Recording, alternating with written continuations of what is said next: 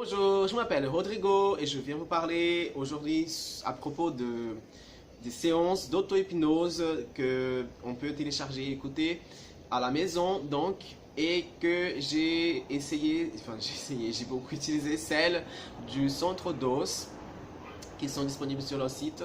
Je vais laisser le lien là sous la description. Et en fait, ce que j'aimerais vous dire dans ce témoignage vraiment, c'est pourquoi je les ai utilisés et comment ça a pu changer pas mal ma vie au moment surtout où j'en ai eu vraiment besoin en fait. Comment je les utilise en fait, même encore aujourd'hui quoi. Donc ça fait depuis 2014, en 2017 que j'ai 2014-2015 que j'écoute les séances d'auto-hypnose. Et au départ, je dois dire que j'étais assez sceptique quant déjà à l'hypnose en soi et surtout l'effet que l'auto-hypnose peut avoir. Parce qu'une chose c'est d'avoir quelqu'un, l'autre chose c'est de le faire tout seul. Mais je dois vous dire que vraiment ça vaut la peine, au moins essayer une fois et puis si vous voyez de l'effet, il faut continuer. Surtout, il faut savoir aussi les écouter quoi. C'est pas de n'importe quel moment, n'importe quelle position, n'importe quel endroit. Il faut faire de tout que la séance puisse avoir aussi son effet. Donc, si vous désirez savoir plus sur l'hypnose, l'auto-hypnose et les effets que ça peut avoir pour la relaxation, l'auto-guérison et la guérison en fait plutôt des problèmes en fait qu'on peut avoir plutôt que vraiment des maladies. Alors là, je vous conseille d'aller sur le lien que je vais laisser ici aussi dans la description. Donc moi, c'était en 2015 en fait, quand vraiment j'ai commencé à écouter, que vraiment ça m'a fait un effet immense quoi. C'est parce que avant déjà, en 2014, je crois, fin 2014, j'écoutais les séances. Celle du centre DOS, j'ai commencé et puis j'écoutais déjà un peu d'autres séances que je trouvais mais qui étaient plus courtes pour la relaxation. J'avais beaucoup de stress avec le travail, donc j'ai appris vraiment à prendre un moment comme ça dans la journée où je voyais que vraiment le stress et parce que le stress, enfin en tout cas dans mon cas, c'est dû au fait que j'arrête pas de penser à tout ce que je dois faire en fait en même temps, comme s'il n'y avait pas d'organisation et puis j'arrivais pas à structurer ma pensée, tout restait là dans ma tête et puis il fallait à un moment donné que quelque chose m'aide à me détendre et tout pour me dire non, j'aurai le temps de faire tout, ça sert à rien de stresser. Et je prenais un moment où vraiment je me mettais dans une position soit presque couché en fait, mais la tête un peu surélevée comme ça, pas non plus être complètement à l'horizontale, mais un peu comme ça. Et à l'époque, je mettais pas de casque audio, je mettais sur une enceinte à côté où comme ça j'avais rien qui me dérangeait si jamais j'avais besoin de tourner la tête. C'est très important du coup d'être dans un endroit très silencieux, il n'y aura pas des bruits externes qui vont vous interrompre, en tout cas au début de la séance, et ça me permettait vraiment de rentrer dans une transe où après je suivais consciemment la séance et ensuite je partais et puis je revenais et puis j'écoutais et puis très bizarrement, toujours à la fin de la séance, on se réveille quoi. Alors qu'il n'y aura rien de plus fort qui va nous faire aider, de bruit, ni rien. Vraiment, et puis on sent que vraiment on était un peu ailleurs, on ne sait pas combien de temps s'est écoulé, ni rien, on a l'impression qu'on a peut-être dormi, ou je ne sais pas. Mais surtout, si vous voulez savoir si vraiment ça marche, c'est qu'à la fin, lorsqu'on vous demande de vous réveiller, vous vous réveillez. Et là, vraiment, ça a bien fonctionné. Du coup, moi, ça me permettait d'avoir une bonne relaxation, et vraiment, j'étais super détendu après. Et là, déjà, j'ai appris à écouter les séances. Mais ensuite, en 2015, j'ai eu une très mauvaise période de ma vie où j'ai passé par une dépression profonde, vraiment. C'est un peu dur de parler de ces choses-là, surtout comme ça, devant la caméra. Je pense qu'il n'y en a pas beaucoup qui veulent le faire, mais je dois dire, j'étais vraiment dans la dépression profonde. Donc, qu'est-ce que c'est donc la dépression profonde? C'est que j'avais tellement de mauvaises pensées qui polluaient mon esprit, on peut dire, qu'elles tournaient en boucle. Je n'arrivais pas à me libérer de ça, en fait.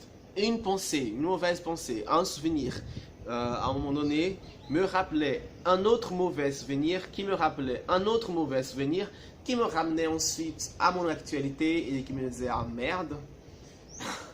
Et du coup j'étais là dans cette boucle où tout finalement était mauvais. Et c'est très étrange comme cette boucle elle commence à descendre aussi. Chaque fois plus bas de mes souvenirs ça descendait. Et je me rappelais des mauvaises choses, des moindres détails quoi, de ma vie, des choses que j'ai oubliées, des choses de mon enfance qui sont mauvaises en fait. C'était vraiment une dépression assez difficile du fait que je ne faisais plus rien de mes journées et je n'arrivais pas à sortir de cette boucle. Je n'arrivais pas à penser à autre chose. Je pourrais mettre un film, je me rappelle, ou quelque chose d'autre. Je n'arrivais jamais à me libérer de ça. Et tout ce que je voyais, ça me faisait référence à une mauvaise chose de ma vie. Vraiment, c'était ce qu'on appelle une dépression profonde du fait qu'on ne sort pas facilement de ça. On n'arrive pas à casser cette boucle. Du coup, les séances, donc on a des séances pour la relaxation, pour le stress, pour le deuil, je sais pas, et il y a là pour la dépression aussi. Et ces séances-là, surtout après, je ne suivais pas uniquement la même séance, mais d'autres séances aussi pour la relaxation.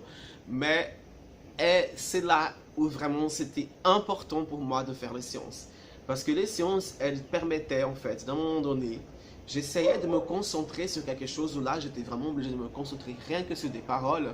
Et même, je me rappelle, à ce moment de concentration, c'était encore dur que ces pensées ne viennent pas à ce moment, quoi.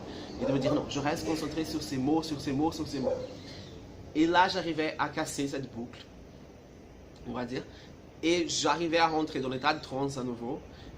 Et c'était vraiment, et là je dois dire merci beaucoup Cécile pour m'avoir montré ces séances, quoi, parce que c'est là vraiment où j'ai, après la séance, pendant au moins quelques heures, et puis avec le temps, ça a duré entre 2 et 3 mois la dépression profonde, vraiment. C'était pas d'un jour au lendemain que j'ai fait une séance et c'était fait, mais ça durait 1 heure peut-être au départ, 1-2 heures ensuite, que ça me permettait de plus être dans la boucle pendant un moment, avant que les pensées reviennent.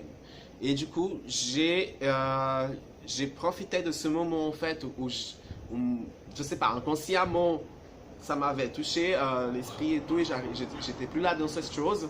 Je profitais de ce moment pour me concentrer encore sur d'autres exercices qui étaient plus de l'auto-hypnose parce que voilà, ça n'aurait pas d'effet sinon de faire deux séances de suite, je crois. Ça me permettait de mettre l'attention sur quelque chose d'autre, comme j'ai fait aussi des mantras en fait pour me calmer, mais de faire du sport. Donc j'ai commencé à faire des exercices de yoga, autre chose, ou même aller courir. Et ensuite aussi, je sais pas, regarder des films et tout. Et commencer après la séance d'auto-hypnose. C'est ça l'air drôle de se dire, voilà, après la séance, ma vie commence. Et chaque fois plus, en faisant d'autres choses qui occupaient aussi mon esprit, me libérer un peu de cette boucle. Et finalement, de commencer à penser positif aussi. C'est ça la chose, de plus voir le monde tout en noir, mais de voir d'autres couleurs à nouveau. Voilà, j'ai pas eu un suivi psychologique pendant cette période, parce que vraiment j'étais isolé, seul et tout. Là, j'étais à moi, il n'y avait personne pour m'aider. Et vraiment, les séances, c'était quelque chose à distance qui m'ont été proposées. J'ai suivi et vraiment ça m'a aidé, quoi. C'est pour ça que j'aimerais témoigner ici à propos de ces séances. Parce que on peut penser comme ça, que je sais pas, on peut être un peu sceptique, quoi. Mais quand on est dans un moment qu'on a vraiment besoin, en fait, et là, qu'on a besoin d'une solution pour ce genre de problème qu'on a de dépression, là vraiment, et qu'on fait appel à ça, on voit le pouvoir que ça peut avoir dans l'esprit. Et comme notre esprit, on pense contrôler nos pensées, on pense contrôler tout, et en fait, c'est pas si clair que ça. Il y a tout un tas d'informations qui sont dans le conscient et qui peuvent s'éveiller, quoi, ou s'endormir. Et là, dans mon cas, elles s'éveillaient dans le mauvais sens et j'ai eu besoin de séances pour les endormir à nouveau et éveiller d'autres bonnes choses. Donc vraiment, je conseille ceux qui désirent essayer, suivez les consignes par rapport de comment les écouter, parce que c'est très important, l'environnement aussi, et surtout, on va dire le traitement, la thérapie en fait par les séances, elle ne fait pas, moi dans mon cas, ça faisait un effet immédiat. Séance finie, dépression finie pendant quelques temps, pendant quelques heures. Ça a eu un effet comme ça, immédiat. La même chose pour la relaxation. Le stress au maximum, ensuite, wow, détendu, zen.